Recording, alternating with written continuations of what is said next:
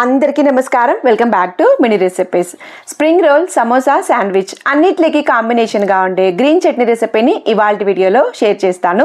Next రెసిపీలోకి వెళ్తే mixie జార్లో బాగా క్లీన్ చేసుకున్న హ్యాండ్ఫుల్ పుదీనా, హ్యాండ్ఫుల్ కొత్తిమీర, అలానే ఒక 5-6 కట్ చేసుకున్న పచ్చిమిరపకాయలు, అల్లము, తెల్లగడ్డ, లెమన్ జ్యూస్ మాత్రం మర్చిపోవద్దు. ఒకవేళ లెమన్ జ్యూస్ లేకపోతే కొద్దిగా చింతపండు అయినా వేసుకోవచ్చు నానబెట్టింది.